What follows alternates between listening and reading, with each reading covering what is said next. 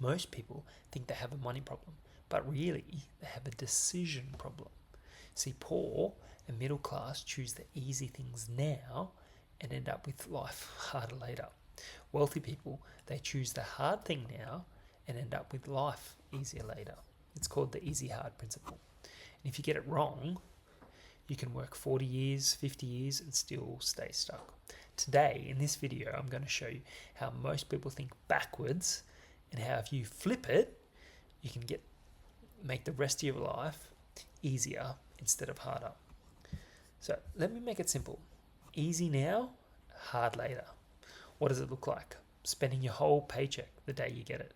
Skipping the gym because you don't feel like it today. Ignoring bills and late fees start piling up. It's easy right now. Hard now.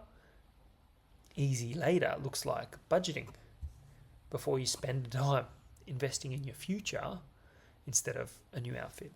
Learning a new skill instead of watching Netflix.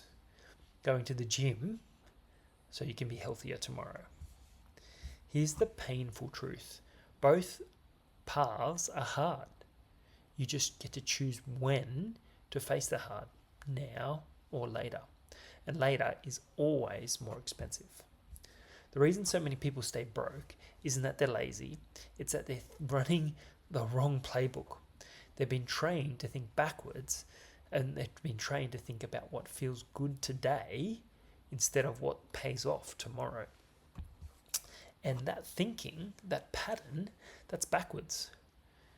It compounds debt and stress and regret.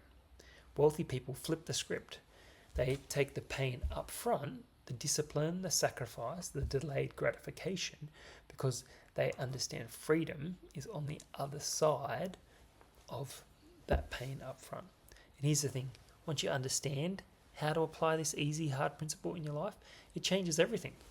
Not just your bank account, it changes your health and your relationships and your peace of mind. Let me tell you about a friend. Let's call him Marcus. Marcus had a good job. Not amazing, but enough to live on. Every payday, he'd celebrate. He'd go out and get some new shoes, go out for dinner, get a couple of gadgets here and there. The first year, everything was fine. The bills got paid on time, but barely. Year 3, his car broke down. The credit cards started maxing out. The late fees started piling up everywhere. Here's the problem. Every decision was about what can I enjoy today instead of what will make my life easier tomorrow. Because he always chose the easy now, he ended up living the hardest version of life later with debt, stress, and no options. Easy now feels harmless until it piles up into a mountain you can't climb. I saw my friend Marcus and I thought, I don't want that. That could easily be me and I don't want it to be me. How can I avoid this?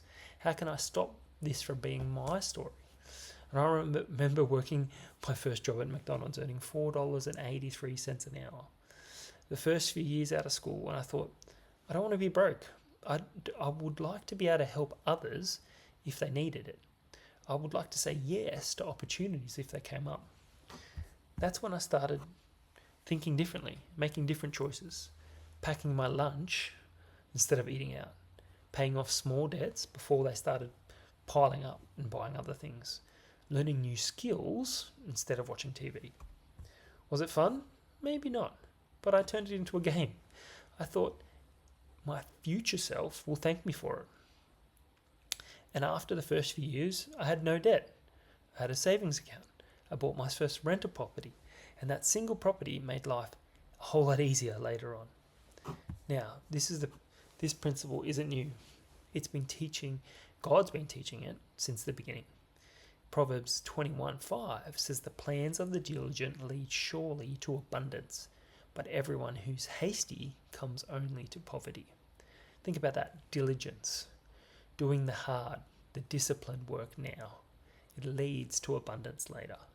But being hasty, spending it quickly, taking the easy option in the moment, what feels good, leads to poverty. You can see this in farming all the time. The farmer who works hard in planting in the season enjoys a harvest later on. The one who relaxes during planting season faces hunger, lack. The same thing applies to you and me in our finances. Budgeting is planning, saving is planning, learning new skills is planning. If you sow wisely in the hard season, you'll reap later in the easy season. All right, inspiration is great, information is helpful, but if you don't act on it, it's useless, it's pointless. So, step 1, I want you to grab a pen and write down 3 things that you've been choosing the easy way on. Maybe it's ordering takeout instead of cooking. Maybe minimum payments on your credit card. Skipping that extra shift or that side hustle. Write them down right now. Write them down, get a pen and paper. Second is choose one, just pick one and flip it. Don't try and flip every one at once. You'll be overwhelmed and you'll get nowhere, you'll get stuck. If you normally order takeout 4 nights a week, maybe choose 3. If you normally avoid looking at a budget, spend 30 minutes making one this weekend. It might feel uncomfortable at first, but that's normal. That's stretching, that's doing something, that's training a new muscle. It hurts sometimes. Here's why most people mess up. They make a hard choice now and they forget about why they're doing it. I want you to keep a simple log for 30 days. Write down the hard action you took, how it felt, any results or benefits you notice. And when you see connection between the sacrifice and your progress, it builds belief. It reminds you why you're doing it. Lastly, automation. The more you can automate things in your life, the easier it'll be. Set up an auto transfer to a savings account.